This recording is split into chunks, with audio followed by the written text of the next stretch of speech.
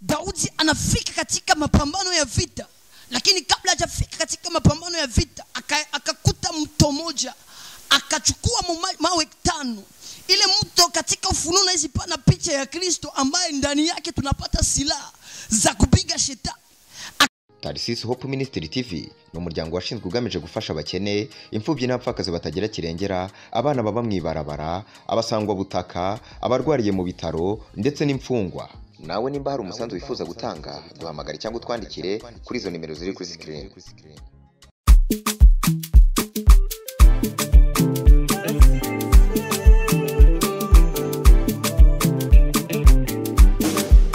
Shalom taifa la Bwana. Tunashukuru Mungu kwa neema ya kipekee ametupatia tena kuwa hai. Kulala na kulamuka iko zoezi, lakini ni neema kutoka kwa Mungu. Mungu angelitaka tungelikuwa wazima, lakini ametukopesha tena pumzi ya uhai, ndio maana tuko wazima.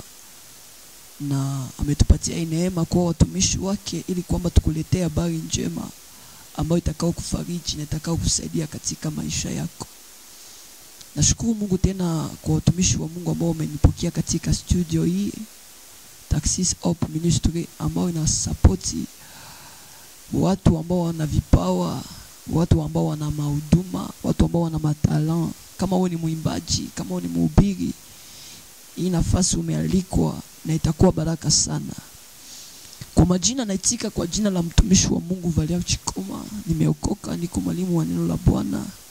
Na kwa siku ya leo Mungu amenipatia nafasi na fursa ili kwamba nikuletee neno.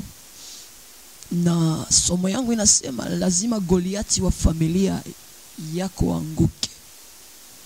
Na tutasoma maandiko matakatifu katika kitabu cha Samueli wa kwanza sura yake ya 17 mstari wake wa 44 mpaka 48. Mfilisti akamwambia Daudi, njoo huku kwangu, nyama zako nitawapa ndege wa angani na wanyama wa mwituni. Ndipo wewe utanijua, unanijia mimi kwa upanga na fumo na mkuki, bali mimi ninakujia wewe kwa jina la Bwana wa majeshi. Siku hii ya leo Bwana Mungu atakuwa mkononi mwangu, nami nitakupiga na kukuondolea kichwa chako.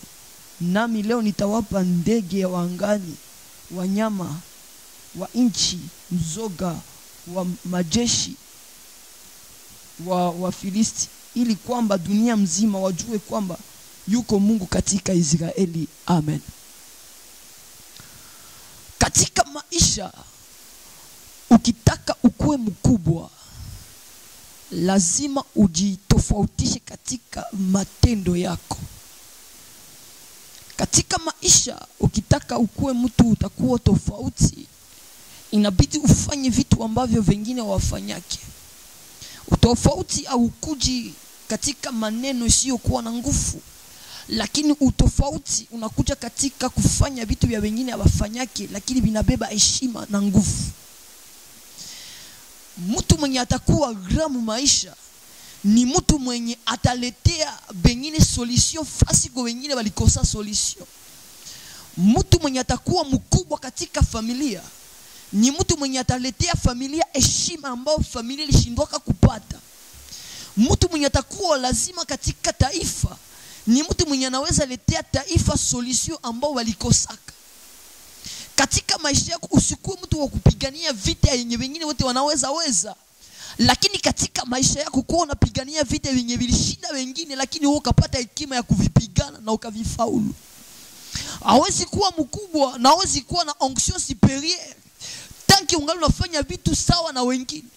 Maandiko inasema kwamba Bwana anaongea, anasema kwamba nimekupaka mafuta katikati ya ndugu zako kwa sababu umekataa makosa na umeipenda haki. Donc onction kwa onction ya kutofautisha juu umetaka tu onction kutofautisha, lakini kwa sababu umefanya vitu viko tofauti na wengine. Katika maisha yako ukitaka uende mbali, ukitaka kuwe mkubwa, jua kufanya vile vya wengine wenye walizarau, lakini wewe ukavipatia heshima na ukavitumika.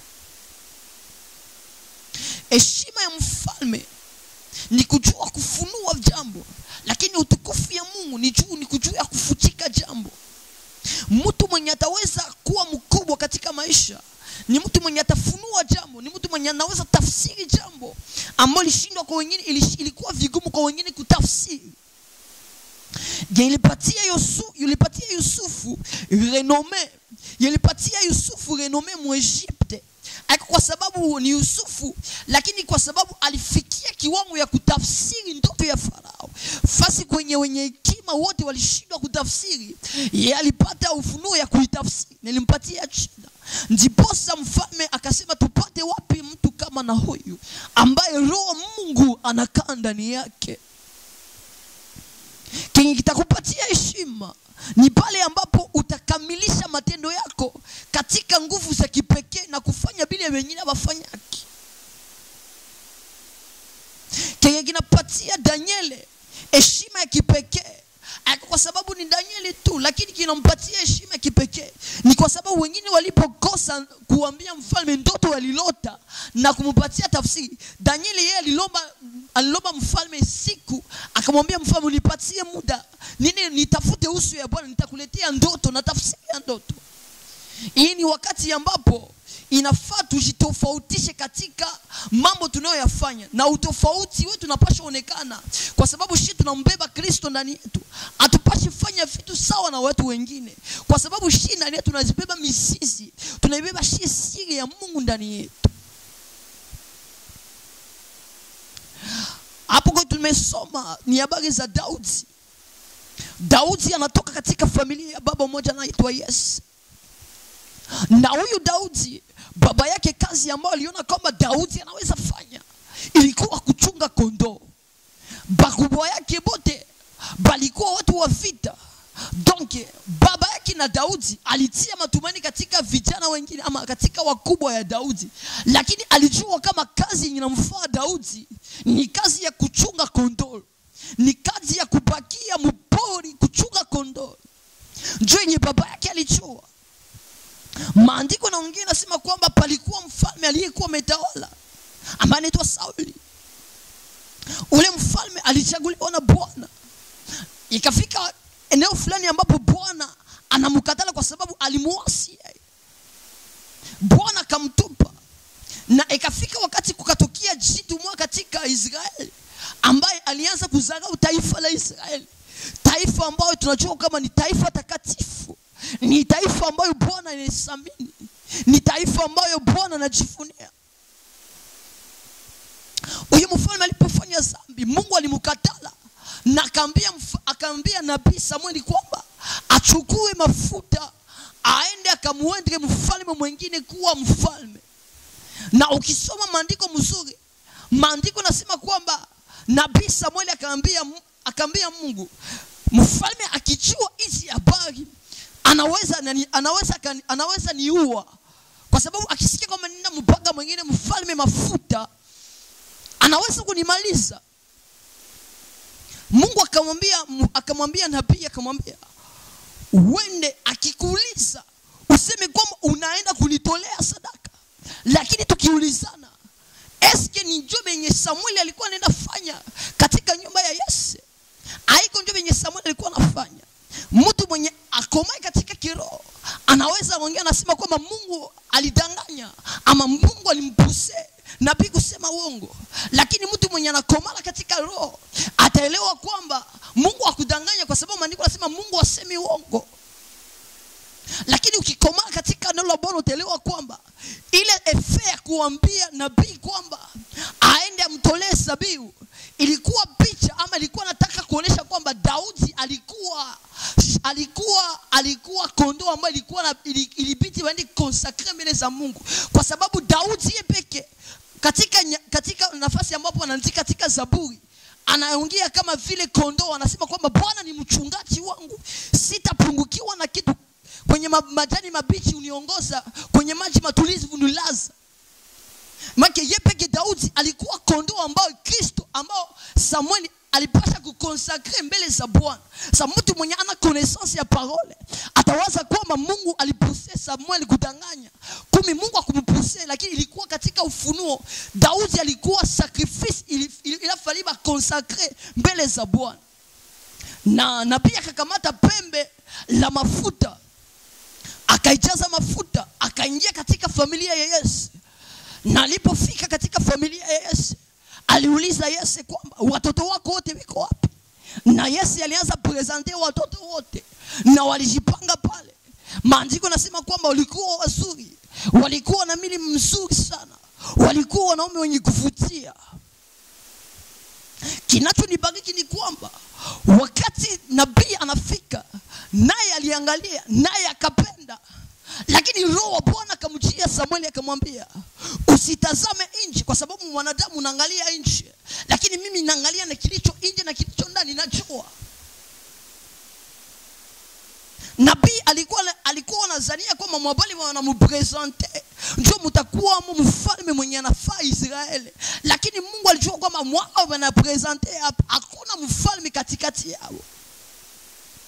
Macho ya Mungu ni makali mno sana, ina uwezo ya kupenya vilivyo ndani. Wote walikuwa na apparence ya kukua wafalme, lakini hawakuwa na moyo ya mkuu mfalme. Alors Mungu alikuwa anatafuta mtu mwenye alikuwa na moyo wa kuwa mfalme. Alors nabii akauliza, eske abakupakia mtoto mmoja ambaye alisalia?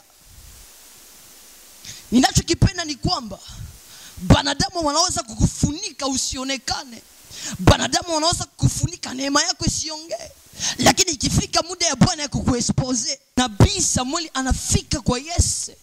Baba yake na Daudi anapresente vijana venye yeye alikuwa anazania kwamba njoo wanaweza kuwa wafalme, lakini macho ya Bwana haikuona kama wale wanaweza kuwa wafalme. Roho wa Bwana hakuruhusu kama wale wanaweza kuwa wafalme, lakini ule mwenye alikuwa anajificha ndani ya pori njoo mwenye macho ya Bwana, na njoo Roho ya Bwana ilikubali kwamba yeye njoo anaweza kuwa mfalme. Banadamu wanaweza kukuzuia usionekane, lakini kama Bwana amekuchagua, banadamu hawezi kukuzuia usionekane. Unaweza kuwa uko na neema ya utumishi, unaweza kuwa uko na nyota, na watu wanafanya kwamba wewe nyota isi yako, wanazuia nyota yako isiangae. Lakini acha nikwambie kwamba hawezi izuia miaka, hawezi izuia siku zote. Pana siku ambao Bwana akiamua kukuweka juu uonekane, lazima uonekane. Nabii Samueli akauliza kwamba hapana mtu ambaye anasalia katika wanawako. Baba yake Yese akasema kwamba kuko katoto kadogo sana ambako kanaikana ndani ya pori, kana chunga kondoo. Kinachonibariki ni kwamba wakati ilifika muda wa kumuendre Sauli kama vile mfalme wa Israeli, ni yeye ndiye alienda ona nabii na alipoteza punda, na kule kupoteza punda akakutana na nabii, na nabii akampakala mafuta. Lakini ilipofika tu ama zamu ya Daudi hakutafuta mafuta, lakini mafuta ndiyo ilikuwa kwa Daudi. Na zoea kuongea niseme hivi, kila kitu ambacho mtu alifanya nguvu kukipata ni kitu ambacho akikuwa kina heshima, lakini kitu kilijileta kwako ama kitu kilikuja kwako kufanya bidii ama nguvu kipate, huwa kitu kinakuwa na heshima. Mtu aliyekusaidia, mtu mwenye alikupatia jambo, ni mtu mwenye anaweza tena ama ni mtu mwenye anaweza kukudharau tena juu ya ile jambo. Lakini mtu mwenye haukufanya effort fulani upate kitu fulani, lakini ile kitu ni kwa sababu Mungu alichagua kwako, ukafanyika kupata ile kitu kina heshima ya kipekee. Mafuta ya Daudi na mafuta ya Sauli ni mafuta tofauti sana. Mafuta ya Daudi hakuifuata, lakini mafuta ya Daudi ilimtafuta. Mungu akuweke msezo ambayo hautatafuta kitu, lakini kile kitu kitakutafuta. Mungu akuweke katika majira ambayo hautatafuta jambo, lakini jambo kitakutafuta. Kama uko binti, Mungu akuweke katika majira ambayo hautatafuta ndoa, lakini ndoa itakutafuta. Kama uko kijana, Mungu akuweke majira ambayo hautatafuta kazi, lakini kazi itakutafuta. Maana mafuta kikuwa juu yako inakukuteka vitu vikubwa na vya maana sana. Yesu alizaliwa aseme nyota yake ikaangaa sana. Ile nyota ya Yesu ilipoangaa ikakokota majusi wa mashariki, wakaleta tunu, ufuma na manemane. Fasi kwenye kuko grace ya Mungu, ile grace inakuwa na attirer richesse, inakuwa na attirer benediction, inakuwa na attirer heshima. Mtu wote mwenye Mungu alichagulaka, mtu wote mwenye Mungu alipagalaka mafuta, ile mafuta juu yake iliyoka kokota vitu vingine. Nabii Samuel akamfuata Daudi katika pori. Na kinachonibaki ni kwamba Daudi anapagaliwa mafuta. Mwenye alikuwa shahidi ya kupagaliwa mafuta ya Daudi ilikuwa Daudi yeye peke. Nabii Samuel na Mungu peke yake na zile kondoo. Hakuna mwingine mwenye aliona kwenye wanapakala Daudi mafuta. Banampakala mafuta, wanamweka wakfu kwa Bwana, wanamweka kama mfalme. Lakini ile mafuta iko yule kichwa yake, lakini anagarde identite ya mchungaji wa makondoo, lakini iko na mafuta juu yake. Asa kusudi Mungu ampatie jina, kusudi Mungu ampatie nafasi katika taifa, Mungu akainua mtu mmoja anaitwa Goliath. Na maandiko na mdetai kwamba alikuwa suja, na taifa yake Wafilisti walikuwa wanachoka kama tukimweka Goliath katika uwanja wa vita, tunayotumaini kwamba anaweza leta ushindi. Matumaini ya taifa yote ilikuwa nalala ndani ya Goliath. Ikafika kiwango ambapo wanasema hatutafanya vita yeshie wote wa askari, lakini tutoshe mtu mmoja tokie upande ya Waisraeli na wengine tokie upande wa Wafilisti, sababu wafanye vita. Mwenye ataganyile vita, taifa yao inakuwa utumwa kwa wengine taifa. Na Goliath alisimama, na kila siku alikuwa anafanya ziaka juu ya taifa ya Israeli. Alianza matusi, alianza kuongea maneno masiokuwa na maana juu ya taifa ya Mungu. Na ikafika wakati ambapo taifa ya Mungu inaanza kuzoea ile maneno. Alikuwa analamuka asubuhi, anauliza, eski hakuna mtu kule kwenu mnitumie naye tufanye vita? Na mfalme na waaskari hawakukuwa na nguvu tena, hawakukuwa na uwezo ya kushuka na wanafanya vita. Kinachonibariki, Daudi alikuwa na mafuta, lakini bado hakukuwa shakuwa na ufalme. Baba yake siku moja akamwambia Daudi akamate chakula na apeleke chakula kwa ndugu zake. Nifungule parenthese, kila mtu mwenye aliendaka mbali ni mtu mwenye alitikiwa katumiwe na baba yake. Kila mtu mwenye alifika mbali ni mtu mwenye alitumiwa na baba yake. Hata na Kristo naye juu akuye kutuokoa. Maandiko na wengine nasema kwamba Mungu aliupenda ulimwengu akamtoa. Tafsiri nyingine, akamtuma mwana wake wa pekee ili kwa kila atakayemwamini asipotee, awe na uzima wa milele. Kusudi Yusufu ne aingie mdestiny yake. Baba yake alimtuma kwa ndugu zake awapelekee chakula, awajulie hali. Kila mtu mwenye aliingia katika destiny yake ni mtu mwenye alitikiwa baba yake ya mtuma. Nitakushangaa kama au utakuwa mtumishi, au utakuwa mtoto mwenye utaitika kulelewa chini ya madhabahu fulani ama chini ya autorite fulani. Kila mtu mwenye alienda mbali ni mtu mwenye alitikaka akuwe sous domination ama sous autorite ya mtu fulani. Baba yake na Daudi anamtuma nani ya vita, anamwambia pelekea ndugu zako chakula. Na kaitika, amepagaliwa mafuta, iko na neema ya Bwana, iko na Mungu ndani yake, akapeleka chakula. Kule kwenye anapeleka chakula, kinachonibariki ni kwamba akapita karibu na kambi, akasikia kuna mtu mmoja iko na tukana jina la Bwana wa majeshi.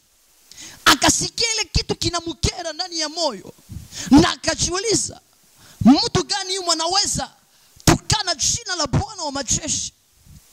Na akauliza waskari waliokuwa pale, mtu mwenye ataua huyu mtu, mfalme atamfanyia namna gani?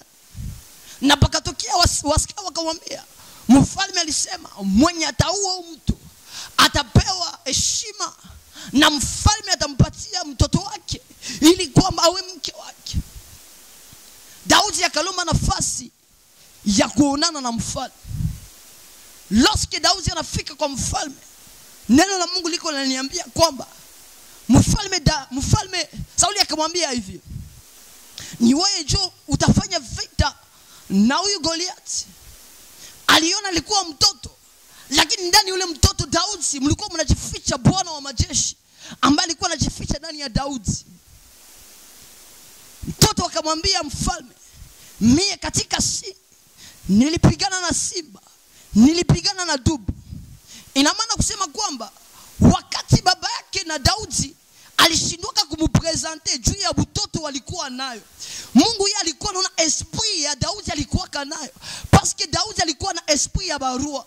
Ndio maana alikuwa anafanya kwamba hata simba inakuwa inakamata kondo, juu alikuwa na esprit ya barua. Angelitikaka simba imubebe kondo, alikuwa anapigana na simba mpaka anatosha kondo mkinyo ya simba na mkinyo ya dubu.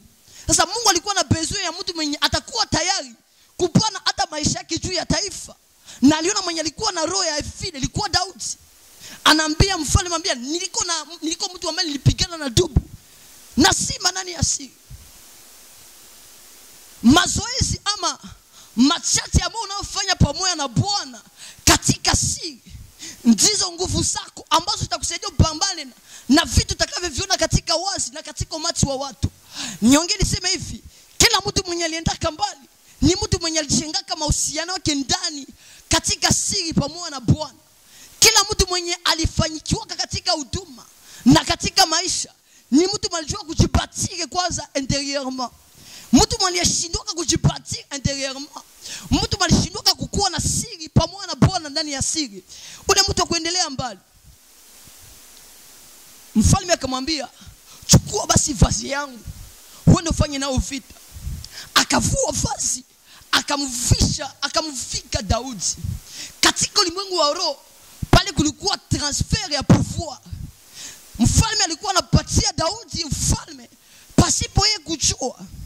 Lakini Daudi ninachokipenda sana, akupenda kupigana na mavazi ya Sauli kwa sababu alijua kwamba alijua kwamba nikiresire vita mfalme anaweza kiasema kwamba hii vita niresire na hii vazi yake, lakini acha niende na hii silaha ambayo nilizoea kupigana nayo.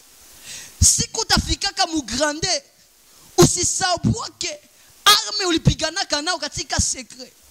Siku Mungu atakuinuka na kutia katika viwango vya juu, usisahauke siri ya magoti ile kufanya kwamba ufike mbali.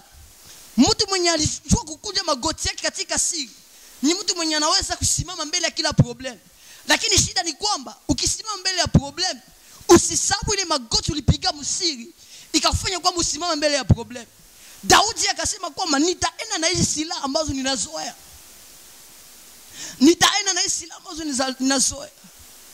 Akashuka, maandiko yanasema kwamba akafika akaona mtoni moja. Akachukua mawe 5.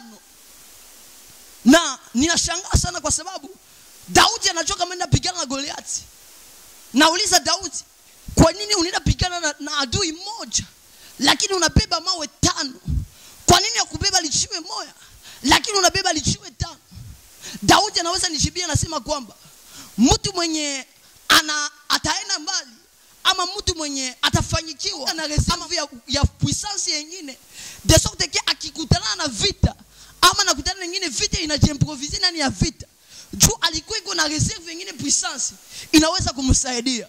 Mtumishi ambaye mwenye anaweza simama ama mtu wa Mungu ambaye anaweza kama anasimama lakini anaenda na baadhi ya nguvu fulani, anakosa reserve ya nguvu zingine, ni mtu mwenye anaweza kwama katika maisha. Lakini mtu mwenye atafika mbali ni mtu mwenye malgré que alitumika lakini alibakia na reserve ya nguvu zingine za Mungu ndani yake. Usikuwa unapenda unatumika kiasi kwamba unaishi wewe yote, lakini unapasha bakia na reserve ya puissance ndani yako. Kitu cha pili, Daudi alijua kwamba nikina na mawe 5 kule nikiua Goliathi. Goliathi hakutokeaka mumuti, lakini Goliathi alitokea mfamilia. Na mfamilia ya Goliathi mlitokea majitu. Alonikina nalichiwe moya. So Daudi Goliathi akikia na familia yake, imajiwe ine lilireserve inaweza shughulikia familia yao. Daudi alijua ile kitu. Na kitu kingine Daudi alijua kwamba nikiangusha Goliathi sitapata tu renome, lakini itakuwa napata pia heshima, na itakuwa heshima yangu, itakuwa pia heshima ya taifa yangu. Maandiko yanasema kwamba akalokota mawe 5 akatoa katika mto, na ili tafsiri kitu kimoja, ile mto naweza ipana picha ya Kristo ambaye ndani yake tunapata silaha ya kumpiga shetani, ya kupiga nguvu za giza. Daudi akaingia kwenye mapambano na katika uwanja wa vita. Maandiko yanasema kwamba wakati Goliathi alimuona Daudi, alianza maneno, alianza kuongea, alianza kudharau Daudi na kumuona kama ni mtoto, na kusema kwamba maiti yake italala leo. Lakini Daudi alisema kwamba Daudi anafika katika mapambano ya vita, lakini kabla hajafika katika mapambano ya vita akakuta mto moja, akachukua mawe 5. Ile mto katika Ufunuo na hizi pana picha ya Kristo ambaye ndani yake tunapata silaha za kupiga shetani. Akachukua mawe 5, na zile mawe 5 akaziweka ndani ya mfuko wake na akaingia ndani ya mapambano. Maandiko yanasema wakati Goliathi alimuona, alimdharau sana, alimuona ni mtoto, lakini Daudi alijua anabeba nini ndani yake. Na Goliathi alimwambia, leo niko nalalisha maiti yako, leo niko nakumalizia. Daudi akasema, unanikuia kwa mapanga na marungu, lakini mimi nakukuia kwa jina la Bwana wa majeshi. Mtu mwenye anajua nani mwenye anabeba ndani yake ni mtu mwenye aogopaki vita yenye iko mbele yake. Sio maana maandiko yanaongea nasema aliye ndani yetu ni mkubwa kuliko aliye anayefanya vita nje yetu. Aliye ndani yetu ni mkubwa kuliko ule anayekuwa ndani ya hii dunia. Mtu mwenye anajua kama anabeba Kristo ndani yake hawezi ogopa vita. Mtu mwenye anajua kama anabeba Kristo ndani yake hawezi ogopa matatizo. Maana imeandikwa kwamba wanaomtegemea Bwana ni kama mlima Sayuni, hawatikisiki lakini wanasimama milele daima. Kila mtu mwenye anategemea Mungu anakuwa anajifunua kwa nguvu mpya.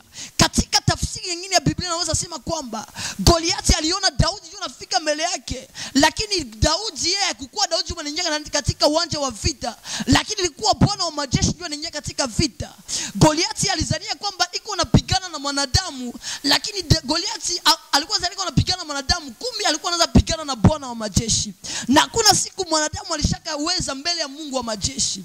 Ilikuwa difficile Goliathi aweze mbele ya Daudi, kwa sababu Daudi yeye alikuwa kwa jina la Bwana wa majeshi. Hakuna mlima, hakuna mtu anaweza simama. Maandiko yanasema katika kitabu cha Matendo ya Mitume kwamba Kristo amepewa jina kubwa kuliko majina yote, na kwa jina lake Yesu Kristo kila goti linakuwa linakunjwa na kila ulimi unakiri kwamba Yesu Kristo ndiye Bwana na Mwokozi. Daudi iko katika vita, anaambia Goliathi, unanikuia kwa mapanga, akasema unanikuia kwa mapanga na marungu, lakini mimi nakuia kwa jina la Bwana wa majeshi. Mtu mwanajua mwenye anabeba ndani yake aogopake vita niko mbele yake. Mtu mwanajua Mungu mwenye anabeba ndani yake hawezi ama katitu ya mlozi. Mungu mtu mwenye anajua, mtu mwenye anabeba ndani yake hawezi kimbia kanisa juu ya mlozi. Anajua kwamba mimi niko chuma, anajua kama mimi niko moto, anajua kama kila mtu anaweza penda fanye vita na mimi, hata kutana na mimi ndani ya njia, lakini atakutana na juu na Bwana wa majeshi ndani ya vita. Daudi akamwambia Goliathi, unanipiga kama panga na marungu, lakini mimi nakujia kwa jina la Bwana wa majeshi. Ungelikuwa katika ile vita, mimi nafikiri kwamba kila mtu mwenye alikuwa anaona Daudi anajua kama ni mwisho ya Daudi. Mimi naelewa kwamba kila mtu mwenye alikuwa anafaa kiona Goliathi alikuwa anajua kama Goliathi ni mauti. Alikuwa anajua kama Goliathi tukifanya vita naye takufa. Kila mtu alikuwa anafaa kiona Daudi, alikiona Goliathi alikuwa anaona mwisho, lakini Daudi alikuwa anaona opportunity ya elevation. Mtu mwenye anabeba Mungu ndani yake, fasi wengine wanaona dharau, yeye anaona ndio mlango ya kuheshimiwa. Mtu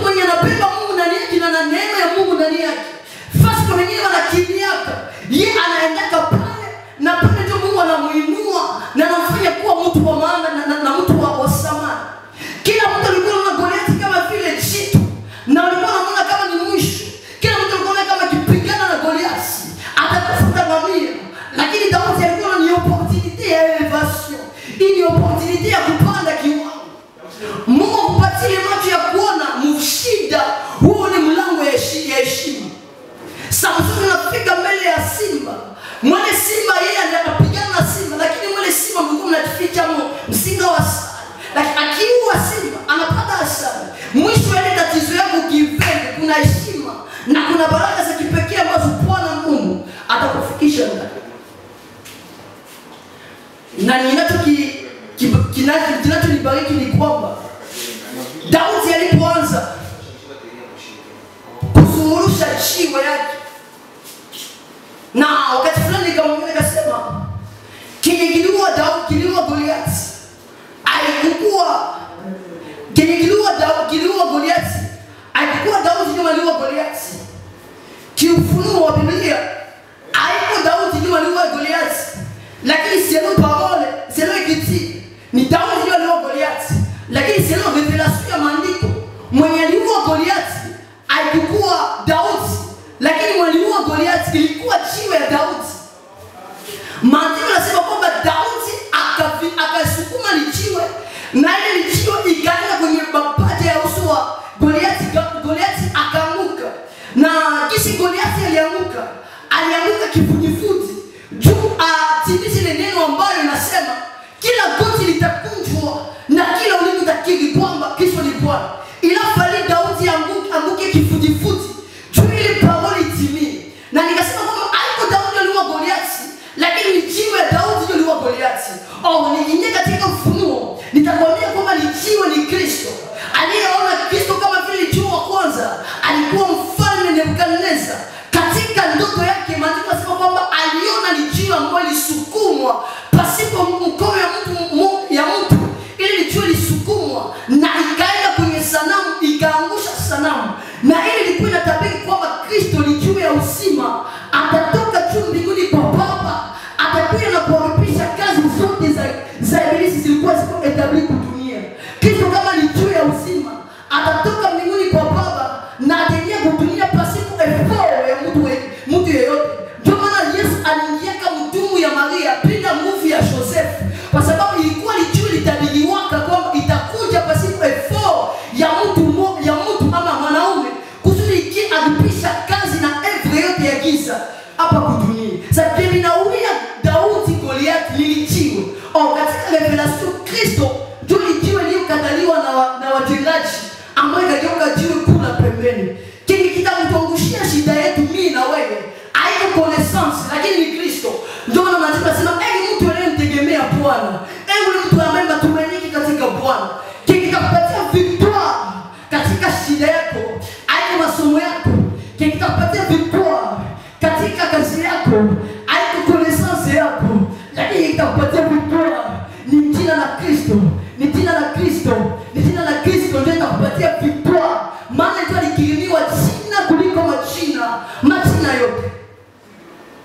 Asili Daudi akasukuma lijiwe kiingia kwenye mapaja ya sura ya Goliath. Goliath akaanguka.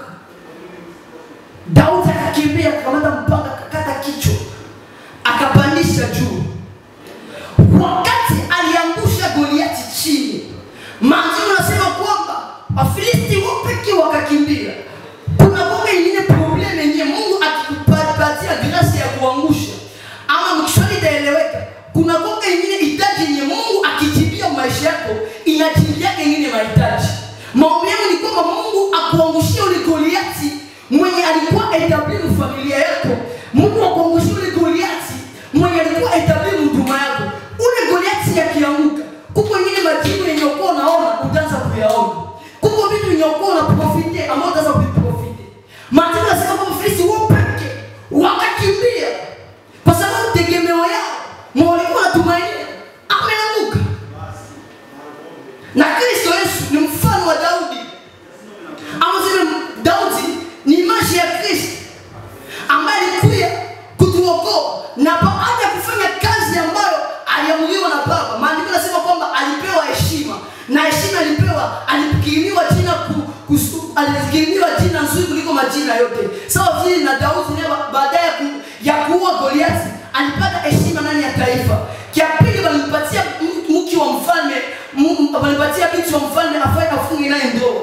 Na Kristo alipomaliza kazi yote, Biblia inasema kwamba msalabani alizalia alitengenezea taifa ambalo ni kanisa. Wakati anaua Goliathi, maandiko yanasema kwamba wakauliza, huyu ni mtoto wa nani? Huyu ni mtoto wa nani? Familia ya Daudi hakuna siku ilijulikana. Familia ya Daudi ilikuwa inasaulika, lakini juu ya vipawa vya Daudi wakauliza, huyu mtoto wa nani? Nitapigia mtu mmoja, kama jina ya baba yako alikufanyia wewe ujulikane kupitia lesite yako, wewe utafanya ile lesite yako jina ya mzazi wako ijulikane. Ama niongee katika Kiswahili inayoeleweka, juu yako familia yako itajulikana. Juu ya neema iliyo ndani yako familia yako itaenda mbali.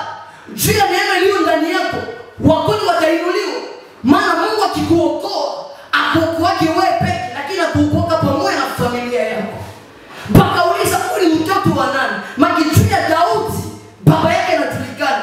Na tapigia mtu mmoja, juu yako baba yako ajulikana, juu yako familia yako ijulikane. Ndio akasema kwamba huyu ni mtoto wa Yese, mtumishi wako. Daudi kumwangusha Goliathi, kiwango ikapanda. Kila siku utaiweka vingi jaribu maisha. Ile jaribu itakupandisha ka level. Katika Kiswahili kinachoeleweka, kila kitu kinakikuwe maisha. Kile kitu kinakuongezeaka utukufu. Kile kitu kinakuongezeaka heshima. Kila kitu kinakumaliza. Kile kitu kinakupatia grandeur. Daudi alipomwangusha Goliathi alipata heshima, alipata chini. Maombi yangu ni kwamba Mungu akufanye kuwa mlango ambaye atapitia ili kana kwamba aangushe yule Goliathi katika familia. Daudi alipata kuheshimiwa kwa sababu Biblia yenye bezao pote ama ndugu zake walikuwa wanaogopa. Yeye akiogopa, yeye alikiangusha ili kimaliza. Daudi alipata heshima kwa sababu ule Goliathi mwenye alikuwa anakopesha ndugu zake, yeye akumuogopa, yeye alipata kumwangusha. Siku utakuwa wa maana maisha, ni ile siku utaangusha kitu ama kitu kilikuwa kinaleta hofu ndani ya familia ama ndani ya taifa. Usijikonda tena kuishi katika mazoea ya shida, lakini toka katika kuzoea shida na ukuni utakuwa na asili takatifu ili kwamba ushange situation ya familia, ili kwamba ushange situation ya nchi yako. Na kila mara nazoea nasema hivi, mtu yule mwenye situation ya familia yake inayoka gene ni yule mtu mwenye Mungu anapatiaka onction kusudi kwamba akue mlango ambaye Bwana atapitia ili kwamba badilishe situation ya familia. Mungu akubariki na baki neno lake. Amen.